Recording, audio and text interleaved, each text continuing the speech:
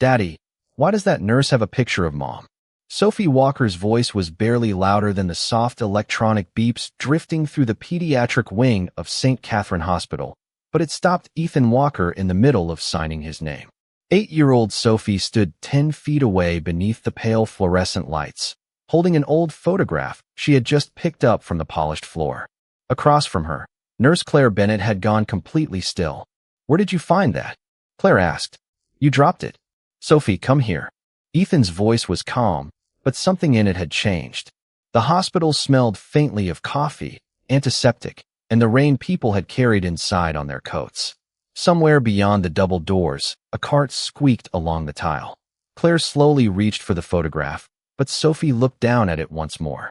2 young women stood beneath a maple tree, their shoulders touching, sunlight washing the edges of the faded image gold. One was Claire, younger but unmistakable. The other woman had chestnut hair, a familiar smile, and eyes Sophie had seen in the framed photograph beside her bed every night for as long as she could remember. "Is that my mom?" Sophie asked. Claire's hand stopped inches from the photograph. Ethan finally looked up. "What did you say?" Sophie turned the picture toward him. "That lady. She looks like Mom." Ethan crossed the hallway slowly. He had spent 8 years learning how to carry grief without making his daughter carry it too. He had packed school lunches, fixed loose bicycle chains, sat through parent-teacher conferences alone, and answered impossible questions about a mother Sophie could barely remember. Through all of it, he had kept Rachel's memory gentle, sacred, quiet. Then he saw the photograph. The pen slipped from his fingers and clicked against the tile. Claire noticed his face first. The color had drained from it. "You know her," she whispered. Ethan did not answer. His eyes remained fixed on the woman beside Claire. The same slight tilt of the head. The same smile that appeared stronger on one side. Even the tiny crease beside her left eye was there. This was not resemblance. This was Rachel. Sophie looked from her father to Claire, sensing that the adults had entered a place where words suddenly became dangerous. "Daddy." Ethan swallowed. "Where did you get this picture?" Claire drew a careful breath. "I've had it for years." "Who is she?" "Ethan, please." Claire studied him for a long moment. There was no anger in his expression, only the quiet fear of a man watching something impossible step into the middle of the life he had carefully rebuilt. Claire looked at Sophie, then back at Ethan. Her voice softened. "She was my sister." The hallway seemed to lose every sound except the rain tapping against the tall windows. Ethan shook his head once. "No," Claire's eyes glistened. "I know my own sister." Sophie held the photograph against her chest. "What was her name?" Claire hesitated, and in that single hesitation Ethan felt 8 years of certainty begin to fracture. "Rebecca," she said. Ethan stared at her. Then his gaze dropped to the old photograph again. "That's impossible." Claire said nothing. Ethan's voice fell almost to a whisper. Her name was Rachel Walker. He finally looked Claire directly in the eyes. "She was my wife." Ethan did not remember walking from the hallway into the small family waiting room. He only remembered Sophie's hand inside his, warm and trusting, while Claire quietly closed the door behind them. Rain traced silver lines down the window overlooking the hospital parking lot. For several seconds, nobody spoke. Sophie sat beside her father, still holding the photograph carefully by its edges. "Dad, was Mom Rebecca?" "I do not know, sweetheart." "Did she have a sister?" Ethan looked toward Claire. "Not that she ever told me." Claire lowered herself into the chair across from them. "Rebecca disappeared 11 years ago. My family searched everywhere." Ethan's jaw tightened, not with anger, but with the strain of trying to fit 2 impossible truths into the same memory. Rachel never mentioned the name Rebecca Bennett, and Rebecca never mentioned Ethan Walker. Claire's answer was gentle. That mattered. She was not accusing him. She was just as lost as he was. Sophie looked down at the photograph again. Ethan placed an arm around her shoulders, and the familiar gesture carried him backward through years of ordinary mornings. At 38, his life was measured less by calendars than by responsibilities. His alarm rang at 5:15 every weekday. Coffee at 5:20. Sophie's lunch packed by 5:45. By 6:30, he was usually inside St. Catherine checking electrical panels, replacing worn switches, or answering maintenance calls from nurses who somehow believed every flickering light was an emergency. He was not wealthy. His pickup had 180,000 miles on it, and the kitchen faucet at home had needed replacing for 3 months. But Sophie never went to school hungry. Her science projects were finished on time. Her birthday cakes were sometimes crooked, but they were always homemade. 8 years earlier, when Rachel was gone, Ethan had learned that grief did not stop because a child needed breakfast. So he kept moving. He braided hair badly until he learned to do it properly. He watched videos about Halloween costumes. He sat through dance recitals with flowers balanced awkwardly across his knees. And whenever Sophie asked about her mother, he protected Rachel's memory with the same quiet dignity he tried to give his daughter. "Did Mom want me?" Sophie had asked once when she was 6. Ethan had immediately knelt beside her. "More than anything." "How do you know?" "Because your mom loved you before you even knew what love was." He had never told Sophie that Rachel's final months were filled with unanswered questions. He had never told her how little they knew about Rachel's life before they met. Children deserve truth, Ethan believed, but they did not deserve to inherit every uncertainty their parents carried.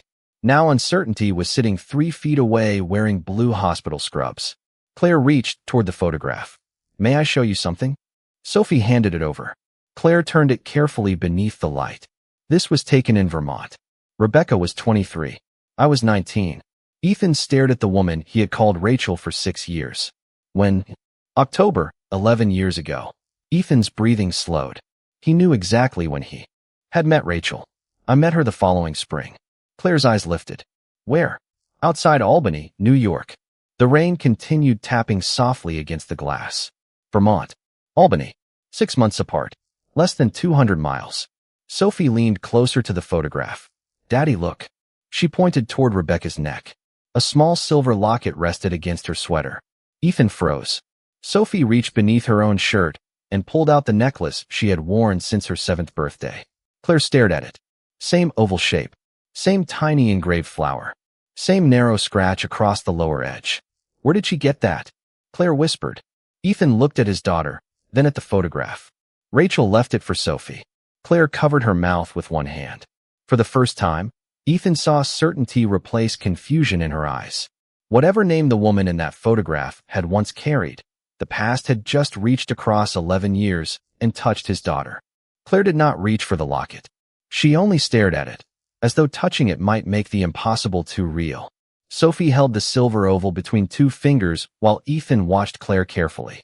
"You recognize it," he said. Claire nodded. "Our grandmother gave it to Rebecca when she turned 16. "Are you sure?" "There was only one." Her voice weakened. "Grandma had the flower engraved because Rebecca loved wildflowers." Sophie looked at the tiny design.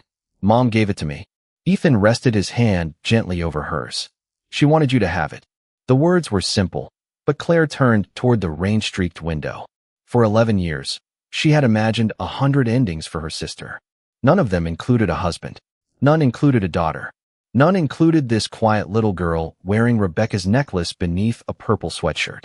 A soft announcement drifted from the hallway, followed by the distant rolling wheels of a hospital cart. Ordinary sounds continued around them, while 3 lives quietly rearranged themselves. "Tell me about her," Claire said. Ethan hesitated. "Rachel, the woman you knew." Ethan leaned back. "She was terrible at directions."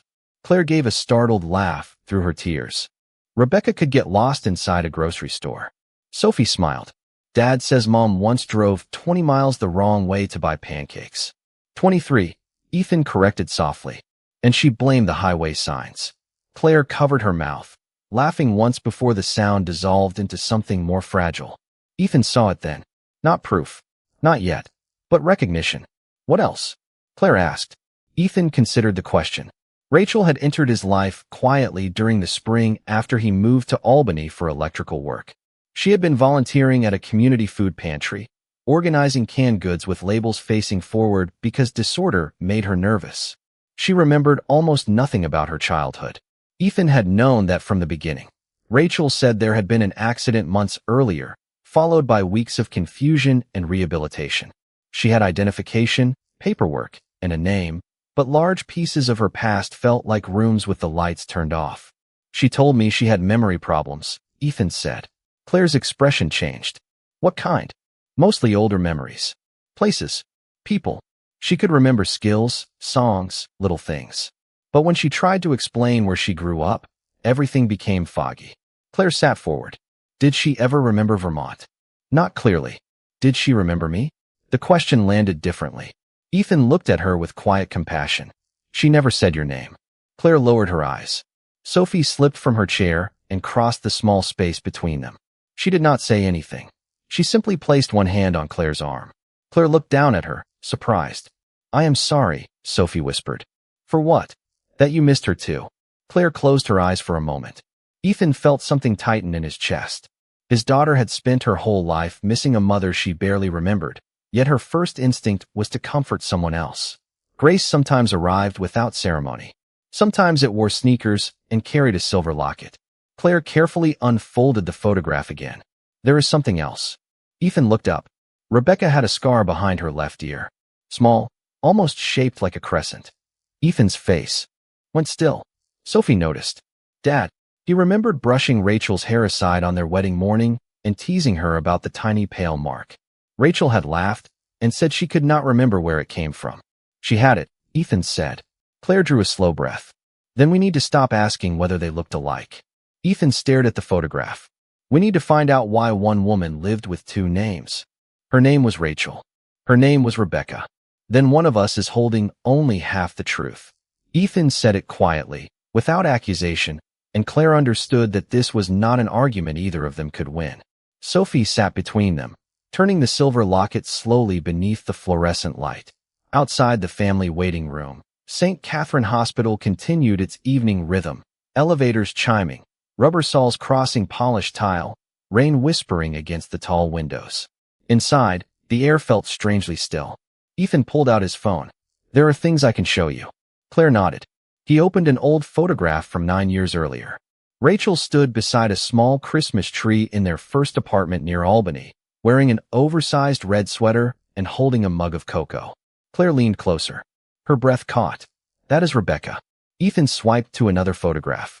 Rachel laughing beside his old pickup. Another with baby Sophie asleep against her shoulder. Another from their wedding day. Rachel holding white daisies instead of expensive roses because she had insisted simple things lasted longer in memory. Claire stared at the screen. She always loved daisies. Ethan looked at her. Rachel said they reminded her that beautiful things did not need permission to grow. Claire's eyes filled. Rebecca used to say almost the same thing. Sophie looked between them. Maybe she remembered things without knowing she remembered them. Neither adult answered immediately. It was the kind of observation only a child could make without fear of sounding foolish. Claire finally whispered, maybe. Ethan put the phone down. There is more. He told Claire about the scar behind Rachel's left ear, then about the way she organized canned food with every label facing forward. Claire nodded before he finished. Rebecca did that in our pantry. Ethan mentioned Rachel's habit of tapping a coffee mug twice before taking the first sip. Claire closed her eyes. 2 taps. Always. She did that when we were kids.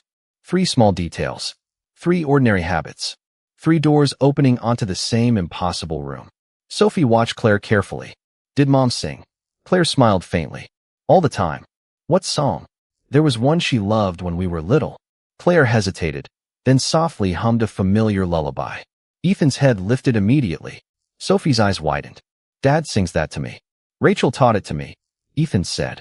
Claire continued the melody, but when she reached the final phrase, she changed one note in an odd, playful way. Ethan stared at her. She sang it wrong there too. Claire gave a tearful smile. Rebecca knew it was wrong. She just liked her version better. The room became silent again. This time the silence did not feel empty. It felt crowded with evidence. Ethan stood and walked toward the window. Below, headlights moved slowly through the wet parking lot, stretching gold across the pavement. For years, he had believed Rachel's missing past belonged to a life that could never be recovered. He had respected that boundary because loving someone did not mean demanding every locked door be opened. But now one of those doors had opened by itself, and Claire was standing on the other side. There was something else she used to say, Ethan murmured. Claire looked up. Whenever it rained. Claire's face changed before he finished. Ethan turned toward her. Rain makes the world start over. Claire whispered the words with him. Sophie stopped moving. Ethan and Claire stared at each other across the room, neither needing another coincidence. Claire reached for the photograph, but her hands trembled too much, so she left it on the table. Ethan, I spent 11 years wondering whether my sister remembered me. His expression softened. And I spent 8 years wishing Rachel could tell Sophie where she came from. Sophie slipped her hand into her father's. Then she reached across the space and offered her other hand to Claire. Claire accepted it carefully. No one celebrated. No one pretended the mystery was solved. They simply sat together while the rain continued outside. 3 people connected by a woman who had carried 2 names and left pieces of herself in both families. Then Claire remembered something. She slowly released Sophie's hand. There may be a way to find out what happened before Albany. Ethan turned. How? Claire looked toward the hospital corridor. Rebecca was treated after an accident before she disappeared. If the records still exist, they may explain why she stopped remembering us. The rain had softened by the time Claire returned from the nurse's station, carrying a yellow legal pad and a look Ethan recognized immediately. It was the expression of someone who had found a door but did not yet know whether it would open. I cannot access Rebecca's old records just because I work here, Claire said, and I would never try. But I remembered the hospital where she was treated. Green Mountain Regional, outside Burlington. Ethan nodded. 11 years is a long time. It is. Records could be archived. They could. Sophie looked up from the silver locket resting in her palm. But they could still be there. Claire smiled. Yes, they could. Ethan appreciated that Claire had not promised anything. Hope was easier to trust when nobody dressed it up as certainty. She wrote down the hospital name, an approximate date, and Rebecca Bennett's full name. Then she added the names of their parents, Thomas and Margaret Bennett. Ethan noticed her pause before writing them. Do they know you are here? He asked. They know I moved here for work. They do not know about you. Or Sophie. Why not call them now? Claire looked towards Sophie. Because 11 years of grief should not be interrupted by a phone call unless I know what I am telling them. Ethan respected that answer. Sophie slid from her chair and wandered toward the window. Her fever had eased, and color was returning to her cheeks. Claire watched her with an expression Ethan could not quite name. It was not possession. It was not expectation. It was wonder held carefully at a distance. She has Rebecca's eyes, Claire whispered. Ethan looked at his daughter. Rachel always said Sophie got my stubbornness. Rebecca was stubborn too. Then I never had a chance. Claire laughed softly, and for the first time that evening, Ethan did too. The sound surprised them both. Sophie turned around. What? Nothing, Ethan said. Adults discovering your personality may be hereditary. Sophie folded her arms. I have a good personality. Case closed, Claire said. Sophie grinned. Something changed after that. Not the mystery. Not the questions. Something quieter. Claire brought Sophie apple juice and crackers while they waited for discharge paperwork. Sophie asked about Vermont. Claire told her about maple trees turning red in October, snowy mornings, and a small white house where 2 sisters once shared a bedroom and argued over closet space. She did not call Rebecca Sophie's mother. She did not ask Sophie to call her Aunt Claire. She simply offered memories without asking for anything in return. Ethan noticed every restraint. Dignity, he had learned, often revealed itself in what people chose not to take. Did she like animals? Sophie asked. Dogs, Claire said. Especially big ones. Sophie looked triumphantly at Ethan. I told you we need a dog. This investigation has gone too far. Claire laughed again. Then Sophie became serious. If she really was your sister, what does that make you? The room went quiet. Claire looked at Ethan before answering. It means we have something important to learn. Sophie considered that. You could be my aunt. Claire's eyes glistened, but she did not reach for the title. Maybe. Sophie walked over and sat beside her. You do not have to know yet.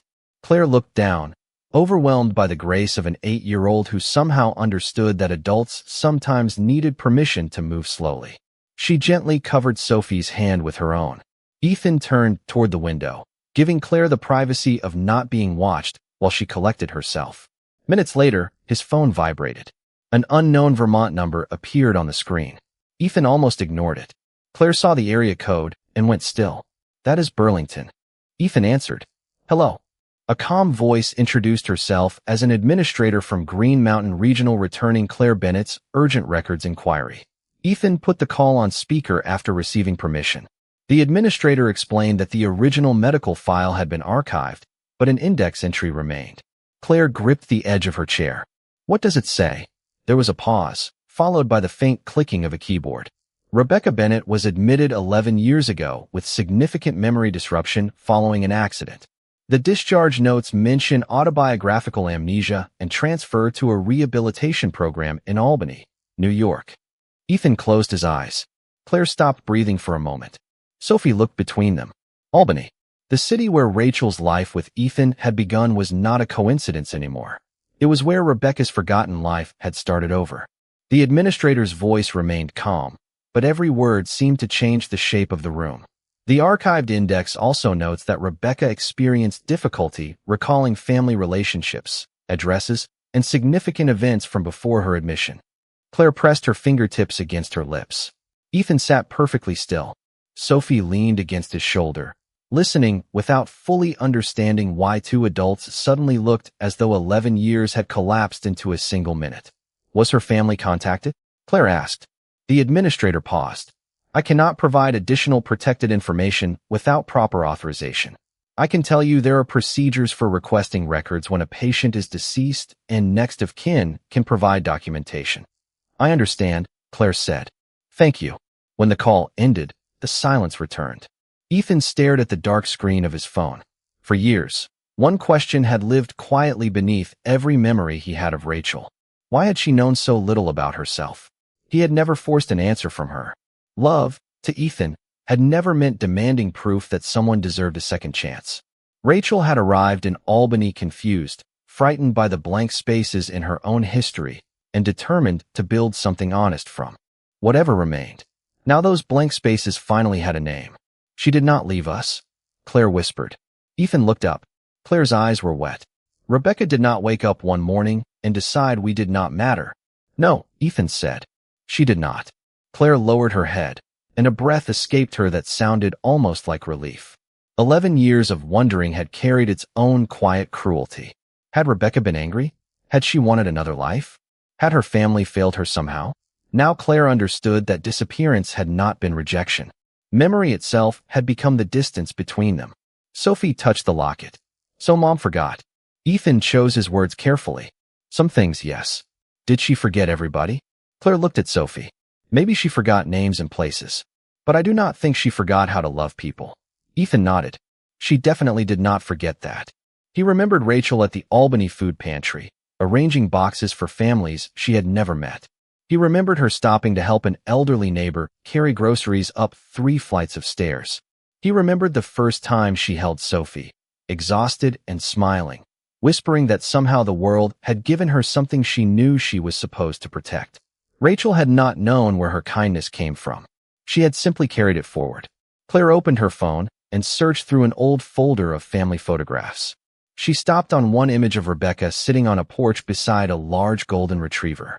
She volunteered at an animal shelter every Saturday, Claire said. Ethan gave a small, astonished smile. Rachel volunteered at the food pantry every Saturday. Claire looked at him. Of course she did. 3 lives. 2 names. 1 character that memory had failed to erase. Sophie climbed into the chair beside Claire. Can people remember things without remembering them? Sometimes, Claire said. A feeling can stay even when the story around it becomes hard to find. Sophie considered that with the seriousness children reserve for questions adults have spent years complicating. Then maybe Mom remembered you in her heart. Claire's composure finally broke. She turned away briefly, wiping her cheek, but Sophie moved closer and rested her head against Claire's arm. Ethan did not interrupt. There was grace in allowing grief to belong to someone else for a moment. A nurse entered with Sophie's discharge papers and confirmed that her fever had settled enough for her to go home. Ethan thanked her, gathered Sophie's coat, and carefully returned the old photograph to Claire. Before taking it, Claire hesitated. I am going to request the complete records tomorrow. Ethan nodded. I will give you anything you need from Rachel's documents. Claire held the photograph against her chest. And if they confirm everything? Ethan looked at Sophie fastening her coat. The answer should have been simple, but suddenly it carried grandparents, memories, another family, and a past he could not control. Then Sophie deserves the truth. Claire studied his face. Even if the truth changes things. Ethan paused. For the first time that night, fear entered his eyes. Truth always changes things. He took Sophie's hand. What he did not say was that he had already lost Rachel once. and somewhere beneath his dignity and calm, a frightened part of him had begun wondering whether finding Rachel's family meant someone might someday ask him to share the only piece of her he had left. The house felt different after they returned from St. Catherine. Nothing had moved. Sophie's backpack still leaned against the kitchen chair. A grocery list remained beneath a magnet on the refrigerator. Rachel's framed photograph still stood on the living room shelf beside Sophie's second-grade school picture. Yet Ethan could no longer look at that photograph without imagining another family looking at the same face and calling her Rebecca. 2 days later, Claire called. The records confirm it. Ethan closed his eyes. Everything. Enough. Rebecca was transferred to the Albany Rehabilitation Program with severe gaps in autobiographical memory. Somewhere during that process, Rachel became the name attached to the life she rebuilt. Ethan glanced toward Sophie, who was coloring at the kitchen table. And your parents? Claire became quiet. I told them. How did they take it? My mother cried. My father asked me to repeat Sophie's name 3 times. Ethan tightened his grip on the phone. They want to meet her. Yes. The answer came gently, but fear still moved through him. Ethan, they are not asking for anything else. Not yet. Claire heard what he meant. You think they might try to take her from you? I think grief makes people reach for whatever is left. So does love. Sometimes those look the same. Silence settled between them. Claire did not argue. She did not tell him he was being unreasonable. I am not asking you to give her away, she finally said. Ethan looked toward Rachel's photograph. Then what are you asking? Claire's voice softened. I am asking you to let more people love her. Ethan had no answer. That evening, Sophie noticed the untouched coffee beside him. Are you worried? A little. About Grandma and Grandpa Bennett? Ethan looked at her. You heard me talking to Claire? Only some of it. Sophie put down her crayon. Do they want to meet me? They do. Do you want me to meet them? There it was. Not accusation. Not pressure. Just trust. Ethan pulled out the chair beside her. I want to make sure you are safe and happy. Would they make me leave? No, would Claire? No, then what are you scared of? Ethan almost smiled. Rachel had asked questions the same way, gently enough that honesty became harder to avoid. He looked around the kitchen he had built a life inside. 8 years of pancakes, homework, scraped knees, Christmas mornings, and bedtime stories lived in those walls. He had survived losing a wife because being Sophie's father gave grief somewhere useful to go. The thought of sharing Rachel's history felt strangely like sharing Rachel herself. I guess I am afraid things will change, he admitted. Sophie considered that. Things already changed. Ethan looked at her. Yesterday, I did not know Mom had a sister. Now I have Claire. She paused. Maybe I have grandparents too. Ethan's throat tightened. That does not mean I need less of you. He lowered his eyes. Sophie reached across the table and placed her small hand over his. Dad, finding more people who love me does not mean I love you less. Ethan became completely still. For years he had believed strength meant carrying every burden before it reached his daughter. But sometimes dignity meant admitting that fear had become heavier than truth. Later that night, after Sophie went to bed, Ethan stood before Rachel's photograph. You could have warned me, he whispered with a tired smile. Rain began tapping lightly against the kitchen window. Rain makes the world start over. Ethan remembered the words and understood them differently now. Starting over did not mean erasing what came before. It meant making room for what came next. He picked up his phone and called Claire. She answered quickly. Ethan, Saturday. Claire went silent. Bring your parents Saturday. Are you sure? Ethan looked down the hallway towards Sophie's room. No, then his voice steadied. But Sophie is. Saturday arrived beneath a pale blue sky, the kind that made the neighborhood seem quieter than usual. Ethan had been awake since 6, though Claire and her parents were not coming until noon. He cleaned a kitchen that was already clean, checked the coffee maker twice, and moved Rachel's framed photograph from the living room shelf to the mantel before moving it back again. Sophie watched from the stairs. Dad, you are making the house nervous. Ethan looked at her. Houses do not get nervous. This one does. At 11:58, a silver sedan stopped at the curb. Claire stepped out first, carrying the old photograph in a protective envelope. Margaret Bennett followed slowly, one hand gripping Thomas Bennett's arm. They looked like ordinary grandparents, not people arriving to meet the 8-year-old granddaughter they had never known existed. When Ethan opened the door, nobody seemed certain what words belonged there. Mr. Walker, Thomas said.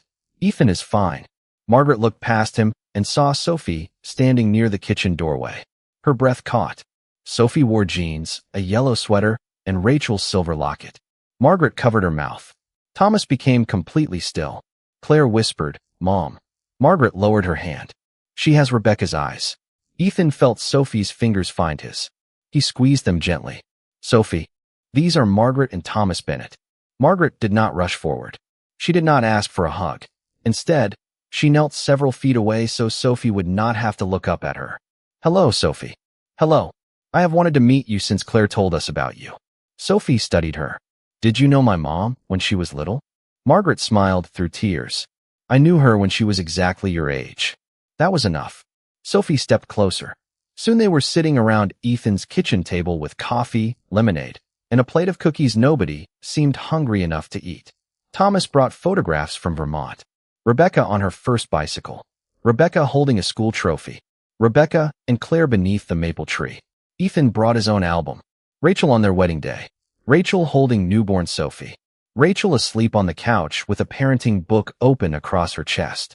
Two families placed their memories side by side until Rebecca and Rachel no longer felt like competing names.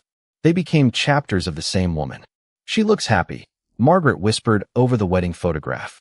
Ethan nodded. "She was." Margaret looked at him. "Thank you for loving her when we could not find her." Ethan swallowed. "She made that easy." Claire had been unusually quiet. She finally removed the old photograph from its envelope and handed it to Sophie. "This belongs with you for a while." Sophie held it carefully. Then she frowned. "There is writing back here." Claire looked confused. "What writing?" Sophie turned the photograph over. Age had faded the ink, but the words were still visible beneath the afternoon light. Claire leaned closer. Her face changed. "I never noticed that." Margaret whispered, "Rebecca's handwriting." Claire read aloud, her voice trembling. "Claire, if I ever have a little girl someday, I hope she has your courage." Nobody moved. The refrigerator hummed softly. A clock ticked above the stove. Somewhere outside, a lawn mower started 2 houses away, then faded into the distance. Inside Ethan's kitchen, silence became something almost sacred. Sophie looked at Claire. "She wrote that before I was born." Claire nodded, unable to speak. Sophie touched the faded words with one finger. "So Mom thought about me before she even knew me." Margaret wiped her cheek. "Maybe she thought about the possibility of you." Sophie looked at Claire again. "And she wanted me to be like you." Claire lowered her head, overwhelmed. Sophie slipped from her chair and walked around the table. "Does that mean you really are my aunt?" Claire knelt. "Only if you want me to be." Sophie wrapped her arms around her. Claire closed her eyes and held her gently. Ethan watched without stepping forward. He understood that love did not always announce itself with miracles. Sometimes it arrived as an old photograph, a forgotten sentence, and enough grace to make room at a table that had once seemed complete. 3 months later, Sophie stood in the bright atrium of St. Catherine Hospital, holding the old photograph against her yellow dress, while Ethan tried to straighten the ribbon in her hair. "Dad, it was fine. It was crooked. You made it more crooked." Claire appeared beside them wearing blue scrubs and carrying 2 cups of coffee. "She is right." Ethan looked at her. "I thought nurses were supposed to support people. I support truth." Sophie laughed, and Ethan surrendered with both hands. The hospital was holding its annual pediatric care fundraiser, and Sophie had been invited to help unveil a small family assistance program created in Rachel's memory. Margaret and Thomas had driven down from Vermont that morning. They were standing near the windows, talking with volunteers, and showing anyone who would listen a photograph of Sophie holding her first maple leaf during a weekend visit to their home. 3 months had not erased 11 years of loss. Nothing could. But grief had changed shape. Margaret now called Sophie every Sunday. Thomas had taught her how to make pancakes from scratch and had already promised to take her fishing when summer arrived. Claire had become exactly what Sophie had hoped she might become. Aunt Claire. Not a replacement mother. Not a substitute for Rachel. Something different. Something honest. Something that had been missing without anyone knowing it was missing. Ethan had learned something too. Sharing Sophie's history had never meant sharing away his place in her life. Love was not a room with limited chairs. The more people who entered with kindness, the larger the room seemed to become. Picture time, a hospital volunteer called. Sophie hurried toward the display near the center of the atrium. Ethan followed, but Claire remained several steps behind. Sophie noticed. "Aunt Claire, come on." Claire smiled. "This is your family picture." Sophie tilted her head. "Exactly." Claire looked toward Ethan. He gave one quiet nod. She joined them. Margaret and Thomas stood on Sophie's other side, and for a moment everyone struggled to decide where their hands belonged and whether they should smile. Then Sophie held up the faded photograph of Rachel and Claire beneath the Vermont maple tree. "Now Mom is in it too." Nobody spoke. The photographer lowered the camera for a second, perhaps understanding that some moments deserved a little more time before they were captured. Claire looked at the photograph in Sophie's hands. Ethan looked at Claire. There was something new between them now, something neither had tried to name. It lived in shared coffee during Sophie's checkups, Sunday phone calls that lasted longer than necessary, and the quiet comfort of two people who understood that second chances should never be rushed. Claire had never tried to step into Rachel's place. Perhaps that was why Ethan had slowly begun making room for Claire to have a place of her own. "Ready?" the photographer asked. Sophie grinned. "Ready." The camera clicked. Months later, that picture would sit on the living room shelf in Ethan's house beside the older one. One photograph showed two young sisters before life separated them. The other showed a father, a daughter, an aunt, and two grandparents after truth brought them together again. Sophie insisted both photographs remain there. She said removing either one would make the story incomplete. Ethan knew she was right. One evening, as rain tapped softly against the windows, Sophie stood before the shelf and adjusted the silver locket around her neck. "Dad." "Yes, sweetheart." "Do you think Mom would like the new picture?" Ethan looked at Rachel's familiar smile, then at the photograph beside it. "I think she would love it." Sophie nodded as if that settled everything and ran upstairs to finish her homework. Claire, who had stopped by after her shift, stood quietly near the kitchen doorway. "She is remarkable." Ethan smiled. "She gets that from her mother." Claire looked at him. "Which part?" "The part that reminds people there is always room to begin again." Outside, the rain continued falling. Ethan no longer heard it as something sad. Rachel had once said rain made the world start over, and perhaps she had understood something he was only beginning to learn. Starting over was not forgetting. Healing was not replacing.